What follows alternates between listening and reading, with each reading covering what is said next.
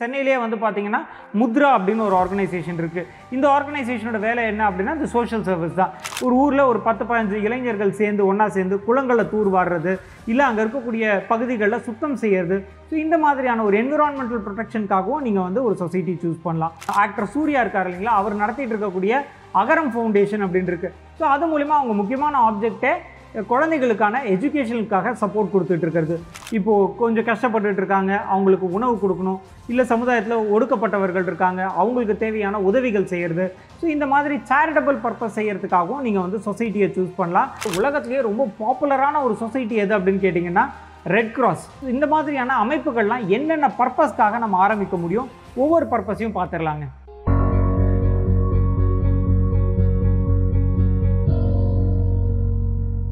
வணக்கம். நீங்கள் சமுதாயத்தில் ஒரு மாற்றத்தை உருவாக்கணும்னு நினைக்கிறீங்களா? ஆனால் அந்த மாற்றத்தை வெறும் ஒரு தனிநபரால் உருவாக்க முடியாது இல்லையா? அதுக்குன்னு நீங்கள் ஒரு அமைப்பு ஒன்று உருவாக்கணும். அந்த அமைப்பை தான் நம்ம வந்து என்ஜிஓ அப்படின்னு சொல்கிறோம். நிறைய பேருக்கு என்ஜிஓ ஆரம்பிக்கணும்னு ஆசை இருக்கும். ஆனால் இந்த என்ஜிஓவில் 3 வகைகள் இருக்குது அப்படின்னு பெரும்பாலானோருக்கு தெரியாது. அதாவது சொசைட்டி, ட்ரஸ்ட், செக்ஷன் 8 கம்பெனி. இதுதான் இந்த என்ஜிஓஸில் இருக்கக்கூடிய 3 வகைகள். இன்றைக்கி இந்த டாப்பிக்கில் நம்ம பார்க்க போகிறது, நீங்கள் என்னென்ன பர்பஸ்க்காக என்ஜிஓ ஆரம்பிக்க முடியும், அது மட்டும் இல்லாமல் எந்த பர்பஸ் எந்த என்ஜிஓக்கு சூட் ஆகும், இதை பற்றி தான் டீட்டெயில்டாக பார்க்க போகிறோம். நான் அறிவழகன், பிஸ்னஸ் லாயர். என்னோட கம்பெனி பேர் ல இன்டெலிஜென்ஷியா பிரைவேட் லிமிடெட். நான் முன்னாடியே சொல்லியிருந்தேன், இந்த என்ஜிஓ அப்படின்றது 3 வகைகளில் இருக்குது. ஒன்று சொசைட்டி, இன்னொன்று ட்ரஸ்ட்டு, மூணாவது செக்ஷன் 8 கம்பெனி.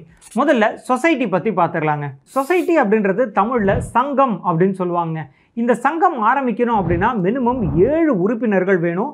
இந்த 7 பேரை வந்து ஆஃபீஸ் பேரர்ஸ் அப்படின்னு சொல்லுவாங்க. அதாவது ஒரு தலைவர், ஒரு செயலாளர், ஒரு பொருளாளர், இது தவிர்த்து ஒரு 4 EC executive committee members. So இவங்களை பேஸ் பண்ணி தான் நம்ம வந்து இந்த சங்கம் அப்படின்றத உருவாக்கணும். இந்த சங்கம் எங்கே பதிவு பண்ணுவாங்க அப்படின்னு பார்த்தீங்கன்னா டிஸ்ட்ரிக்ட் ரிஜிஸ்டர் ஆஃபீஸ், அதாவது ஒவ்வொரு மாவட்டத்துக்கும் மாவட்ட பதிவு அலுவலகம் அப்படின்னு இருக்கும். அங்கே போய் தான் நீங்கள் இதை வந்து ரிஜிஸ்டர் பண்ண முடியும். இப்போ இந்தியாவிலே ரொம்ப பாப்புலர், இந்தியாவில் மட்டும் கிடையாது, உலகத்திலேயே ரொம்ப பாப்புலரான ஒரு சொசைட்டி எது அப்படின்னு கேட்டிங்கன்னா red cross. So red cross அப்படின்றது தான் உலக அளவில் ரொம்ப ஃபேமஸாக ஒரு சொசைட்டி இருக்குது. இந்த மாதிரியான அமைப்புகள்லாம் என்னென்ன பர்பஸ்க்காக நம்ம ஆரம்பிக்க முடியும், ஒவ்வொரு பர்பஸையும் பார்த்துடலாங்க.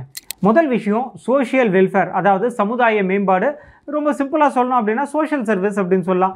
அதாவது கிராமப்புற பகுதிகளில் போய் அங்கே சுத்தம் செய்கிறது, இல்லை ஒரு பெரிய நேச்சுரல் டிசாஸ்டர் வருது, அந்த டைமில் மக்களுக்கு தேவையான உதவிகளை செய்கிறது. இப்போ ரீசெண்டாக கூட வந்து பார்த்திங்கன்னா ஃப்ளட்டு வந்துச்சு. ஸோ ஃப்ளட்டு வரும்போது நிறைய பேர் பாதிக்கப்பட்டாங்க. நிறைய அமைப்புகள் முன்னாடி வந்து உணவு கொடுக்கறது, அவங்களுக்கு தேவையான உதவிகள்லாம் செய்கிறது, அந்த மாதிரி நிறைய சோஷியல் சர்வீஸ் பண்ணுவாங்க. இப்போ உதாரணத்துக்கு சென்னையிலே வந்து பார்த்திங்கன்னா முத்ரா அப்படின்னு ஒரு ஆர்கனைசேஷன் இருக்குது.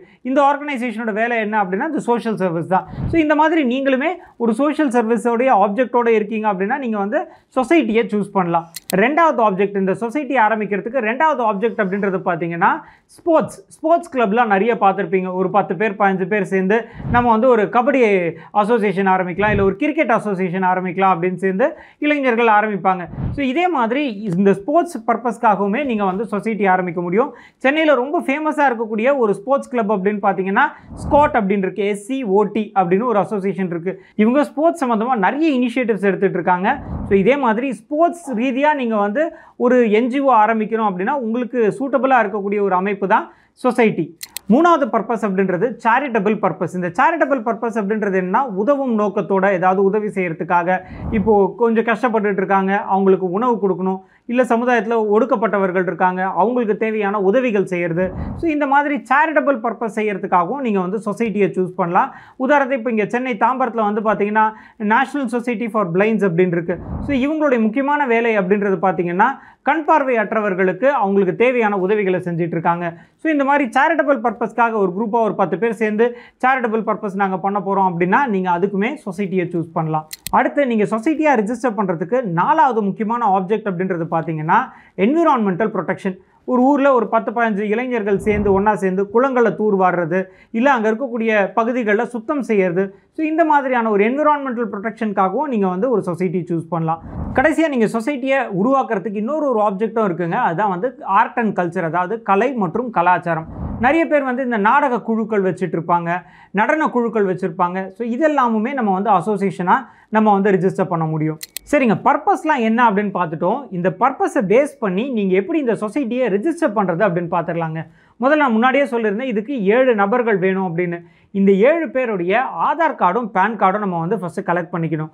அடுத்து இந்த சொசைட்டிக்கான பேர் என்ன அப்படின்னு நம்ம வந்து சூஸ் பண்ணோங்க. பேர் அப்படின்னு பார்க்கும்போது கொஞ்சம் தனித்துவமான பெயர்கள் இருந்ததுன்னா ரொம்ப ஈஸியாக கிடைக்கும். அதை தவிர்த்து நம்ம வந்து தமிழ்நாடு, இந்தியா அப்படின்லாம் போட்டோம்னா ரொம்ப வந்து லேட் ஆகும். அதே மாதிரி ரொம்ப காமனான வார்த்தைகள் ஹியூமன் ரைட்ஸ் அப்படிலாம் போட்டோம்னா கிடைக்கிறதுக்கு நம்மளுக்கு வந்து சிரமம் இருக்கும். ஸோ முதல் வார்த்தை ரொம்ப தனித்துவமான ஒரு வார்த்தையை நீங்கள் சூஸ் பண்ணிங்க அப்படின்னா ரொம்ப சுலபமாக உங்களுக்கு நேம் அப்ரூவல் கிடச்சிரும். இது தவிர்த்து இதுக்கான பைலா நீங்கள் கிரியேட் பண்ணோங்க. பைலா அப்படின்றது உங்கள் சொசைட்டி எதுக்காக கிரியேட் பண்ணியிருக்கீங்க, இதில் எலெக்ஷன் ப்ராசஸ் என்ன, எவ்வளோ சந்தா வாங்கணும், இந்த மாதிரி இந்த சொசைட்டி பற்றின அத்தனை தகவல்களையும் இந்த பைலாவில் நீங்கள் கிரியேட் பண்ணுவீங்க. இதை கிரியேட் பண்ணதுக்கப்புறமா இந்த தகவல்கள் எல்லாத்தையும் தமிழ்நாடு கவர்மெண்ட்டோடைய டிஎன் ரெஜினெட் அப்படின்னு போர்ட்டல் இருக்குது. அதில் நீங்கள் ஒரு யூசர் ஐடி கிரியேட் பண்ணி இந்த தகவல்கள் அத்தனையும் அதில் சப்மிட் பண்ணிவிட்டு கடைசியாக இதை எடுத்துகிட்டு போயிட்டு டேரெக்டாக டிஸ்ட்ரிக்ட் ரிஜிஸ்டர் ஆஃபீஸ்லையும் இந்த டாக்குமெண்ட்ஸை நீங்கள் சப்மிட் பண்ணணும். இதெல்லாம் சப்மிட் பண்ணதுக்கப்புறமா அவங்க வெரிஃபை பண்ணி கிட்டத்தட்ட ஒரு 30லேருந்து 45 நாளுக்குள்ளே உங்களுக்கான ரெஜிஸ்ட்ரேஷன் முடிச்சு கொடுத்துருவாங்க. ஸோ இதுதான் சொசைட்டி பற்றின தகவல்கள். ட்ரஸ்ட், அதாவது தமிழில் அறக்கட்டளை அப்படின்னு சொல்லுவோம். இந்த ட்ரஸ்ட் அப்படின்றத இந்தியன் ட்ரஸ்ட் ஆக்ட் கீழே நம்ம வந்து பதிவு பண்ணணும். இது லோக்கலில் இருக்கக்கூடிய சப் ரிஜிஸ்டர் ஆஃபீஸில் நம்ம பதிவு பண்ணலாம். ஒரு ட்ரஸ்ட்டு ரிஜிஸ்டர் பண்ணோன்னா மினிமம் அதில் வந்து 3 பார்ட்டிஸ் இருக்கணுங்க. ஒன்று வந்து பார்த்தீங்கன்னா ஃபவுண்டர் ஆஃப் த ட்ரஸ்ட் அப்படின்னு சொல்லுவாங்க. ரெண்டாவது ட்ரஸ்டீஸ், யார் அந்த ட்ரஸ்ட்டை நிர்வாகம் பண்ண போகிறாங்களோ அவங்க வந்து ட்ரஸ்டி. மூணாவது பெனிஃபிஷியரி, யாருடைய பெனிஃபிட்காக இந்த ட்ரஸ்ட் உருவாக்கப்பட்டிருக்கு அப்படின்னு. இந்த ட்ரஸ்ட்லேயே வந்து பார்த்திங்கன்னா 2 வகைகள் இருக்குது. ஒன்று வந்து பார்த்திங்கன்னா ப்ரைவேட் ட்ரஸ்ட், இன்னொன்று பப்ளிக் ட்ரஸ்ட். இதை பற்றி நம்ம விலாவரியாக ப்ரீவியஸாக இன்னொரு வீடியோலேயே நம்ம பார்த்துருக்கோம். இப்போ இந்த வீடியோ மூலிமா இந்த ட்ரஸ்ட்டுக்கு என்னென்ன பர்பஸ்க்காக இந்த ட்ரஸ்ட்டை வந்து உருவாக்கணும் அப்படின்னு பார்த்துடலாங்க. முதல் பர்பஸ் எஜுகேஷனல் சர்வீஸ். அதாவது எஜுகேஷன் அப்படின்றது ஒரு ஸ்கூல் ஆரம்பிக்கிறீங்க, இல்லை காலேஜ் ஆரம்பிக்கிறீங்க, இல்லை ஏழை குழந்தைகளுக்கு அவங்களுக்கான கல்விக்கான உதவிகள் செய்கிறீங்க. உதாரணத்துக்கு நம்ம ஆக்டர் சூர்யா இருக்கார் இல்லைங்களா, அவர் நடத்திட்டு இருக்கக்கூடிய அகரம் ஃபவுண்டேஷன் அப்படின்னு இருக்கு. ஸோ அது மூலிமா அவங்க முக்கியமான ஆப்ஜெக்டே குழந்தைகளுக்கான எஜுகேஷனுக்காக சப்போர்ட் கொடுத்துட்டு இருக்கிறது. ஸோ இந்த மாதிரி நீங்களுமே ஒரு எஜுகேஷனல் பர்பஸ்க்காக ஒரு என்ஜிஓ ஆரம்பிக்கணும் அப்படின்னா உங்களுக்கு சூட்டபுளாக இருக்கக்கூடிய ஒரு விஷயம் தான் ட்ரஸ்ட். அடுத்து 2வது ஆப்ஜெக்ட் அப்படின்னு பார்த்தீங்கன்னா மெடிக்கல் சப்போர்ட். ஒரு ஹாஸ்பிட்டல் கட்டுறீங்க, இல்லை ஏழைகளுக்கு அவங்களுக்கான மருத்துவ உதவிகள் செய்கிறீங்க அப்படின்னா அதுக்குமே நீங்கள் வந்து ட்ரஸ்ட்டை சூஸ் பண்ணலாம். உதாரணத்துக்கு இங்கே நுங்கம்பாக்கமில் வந்து பார்த்தீங்கன்னா சைல்ட் ட்ரஸ்ட் ஹாஸ்பிட்டல் இருக்குது. ஸோ குழந்தைங்களுக்கான மருத்துவ உதவிகள் அங்கே செஞ்சுட்டு இருக்காங்க. ஸோ இதே மாதிரி மருத்துவ உதவிக்காகவே நீங்கள் வந்து ட்ரஸ்ட்டை வந்து ரிஜிஸ்டர் பண்ணலாம். 3வது ஆப்ஜெக்ட் அப்படின்றது பார்த்தீங்கன்னா ரிலீஜியஸ் பர்பஸ், அதாவது மதம் சார்ந்த இல்லை காமனாக சொல்லணும் அப்படின்னா ஸ்பிரிச்சுவல் ஆக்டிவிட்டீஸ்க்காகவும் நீங்கள் வந்து ஒரு ட்ரஸ்ட்டை ரிஜிஸ்டர் பண்ண முடியும். அண்ட் கடைசியாக ரொம்ப முக்கியமான ஒரு ஆப்ஜெக்ட் அப்படின்றது ரிலீஃப் ஆஃப் பாவர்ட்டி. பாவர்ட்டி அப்படின்றது வறுமை. இந்த வறுமையை ஒழிக்கிறதுக்காகவும் நீங்கள் ட்ரஸ்ட் ஆரம்பிக்க முடியும். உதாரணத்துக்கு பார்த்தீங்கன்னா ஏழை குழந்தைகளுக்கான கல்வி கொடுக்கறது, இல்லை வயதானவருக்கான ஆசிரமங்கள் ஆரம்பிக்கிறது, இந்த மாதிரி வறுமையில் இருக்கவங்களை மீட்கிறதுக்காகவும் நீங்கள் வந்து ஒரு ட்ரஸ்ட் ஆரம்பிக்கலாம். உதாரணத்துக்கு தமிழ்நாட்டில் ரொம்ப ஃபேமஸான ஒரு ட்ரஸ்ட் அப்படின்னு பார்த்தீங்கன்னா உதவும் கரங்கள். இவங்க எல்லா விதமான சேரிட்டபிள் பர்பஸ்க்காகவும் இந்த ட்ரஸ்ட்டை நடத்திட்டு இருக்காங்க. ஸோ இதே மாதிரி சேரிட்டபிள் பர்பஸ் இருந்துச்சு அப்படின்னாலும் நீங்கள் சூஸ் பண்ண வேண்டிய ஒரு என்டிட்டின்றது ட்ரஸ்ட். அப்படி நீங்கள் ஒரு ட்ரஸ்ட் ஆரம்பிக்கணும் அப்படின்னா அதுக்கு தேவையான டாக்குமெண்ட்ஸ் என்ன அப்படின்னு பார்த்தீங்கன்னா யார் இதில் வந்து ஒரு ட்ரஸ்டியாக இருக்க போகிறாங்களோ அந்த ட்ரஸ்டீஸோட ஆதார் கார்டு, பேன் கார்டு, யார் ஃபவுண்டருக்கான ஆதார் கார்டு, பேன் கார்டு, இது தவிர்த்து 2 விட்னஸ் வேணும் இல்லைங்களா, அந்த 2 விட்னஸ்க்கான ஆதார் கார்டு, பேன் கார்டு இதெல்லாம் சப்மிட் பண்ணி ஒரு ட்ரஸ்ட் டீட் அப்படின்றத ரெடி பண்ணி அதை ஆன்லைனில் டிஎன் ரெஜினெட் அப்படின்னு கவர்மெண்ட்டோட போர்ட்டல் இருக்குது. அந்த கவர்மெண்ட் போர்ட்டலில் நீங்கள் சப்மிட் பண்ணி டேரெக்டாக உங்களுடைய சப் ரிஜிஸ்டர் ஆஃபீஸ்க்கு போய் ஒரு அக்னாலஜ்மெண்ட் வாங்கினீங்க அப்படின்னா உங்களுடைய ட்ரஸ்ட் அப்படின்றது பதிவாயிடுச்சு. அடுத்து 3வது செக்ஷன் 8 கம்பெனி. இது எதுக்காக உருவாக்குவாங்க, என்னென்ன பர்பஸ்க்காக உருவாக்குவாங்க அப்படின்னு பார்த்துடலாங்க. இந்த செக்ஷன் 8 கம்பெனி அப்படின்றது பிரைவேட் லிமிடெட் கம்பெனிஸோட கேட்டகரியில் வருவாங்க. பொதுவாக கம்பெனிஸ் அப்படின்றது ப்ராஃபிட் மோட்டோக்காக ஆரம்பிப்பாங்க. ஆனால் இந்த செக்ஷன் 8 கம்பெனி அப்படின்றது என்பிஓ, அதாவது நான் ப்ராஃபிட்டபிள் ஆப்ஜெக்ட்காக உருவாக்கக்கூடிய ஒரு வகையான கம்பெனியை தான் நம்ம என்ஜிஓ, அதாவது செக்ஷன் 8 கம்பெனி அப்படின்னு என்ஜிஓக்கு கீழே கொண்டு வரும். பொதுவாக இந்த செக்ஷன் 8 கம்பெனி என்னென்ன பர்பஸ்க்காக உருவாக்குவாங்க அப்படின்னு பார்த்தீங்கன்னா ஒன்று முக்கியமாக பிஸ்னஸ் டெவலப் பண்ணுறதுக்காக, அதாவது ப்ரொமோஷன் ஆஃப் காமர்ஸ் அப்படின்னு சொல்லுவாங்க. நீங்கள் வந்து ஏதாவது ட்ரைனிங் கொடுக்க போகிறீங்க, ஸ்பெசிஃபிக்காக ஆண்டர்ப்ரனர்ஷிப் ட்ரைனிங் கொடுக்க போகிறீங்க, இல்லை ஒகேஷனல் ட்ரைனிங் கொடுக்க போகிறீங்க அப்படின்னா நீங்கள் வந்து இந்த செக்ஷன் 8 கம்பெனி அப்படின்றது சூஸ் பண்ணலாம்.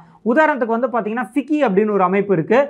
இது இந்திய அளவில் ரொம்ப ஃபேமஸான ஒரு செக்ஷன் 8 கம்பெனி. அடுத்து 2வது ரிசர்ச் பர்பஸ்க்காக. நீங்கள் ஏதாவது ஒரு ஃபீல்டில் ரிசர்ச் பண்ணணும், அதை ஒரு அமைப்பாக ரெஜிஸ்டர் பண்ணணும் அப்படின்னு நினச்சிங்கன்னா அந்த ஒரு பர்பஸ்க்காகவுமே நீங்கள் வந்து செக்ஷன் 8 கம்பெனி அப்படின்றத ரெஜிஸ்டர் பண்ணலாம். இதெல்லாம் தவிர்த்து நான் முன்னாடி ட்ரஸ்ட் அண்ட் சொசைட்டிக்கு சொல்லியிருந்தேன் இல்லைங்களா, அந்த பர்பஸ்க்காகவுமே, அதாவது ஒரு ஆர்ட் அண்ட் கல்ச்சர் டெவலப் பண்ணுறதுக்காக, மெடிக்கல் ரிலீஃப் கொடுக்கறதுக்காக, சோஷியல் அப்லிஃப்ட்மெண்ட்காக, இந்த மாதிரியான பர்பஸ்க்காகவுமே நீங்கள் ஒரு செக்ஷன் 8 கம்பெனி ரெஜிஸ்டர் பண்ணலாம். இந்த செக்ஷன் 8 கம்பெனி ரெஜிஸ்டர் பண்ணோம் அப்படின்னா மினிமம் இதுக்கு வந்து ஒரு 2 பேர் வேணுங்க.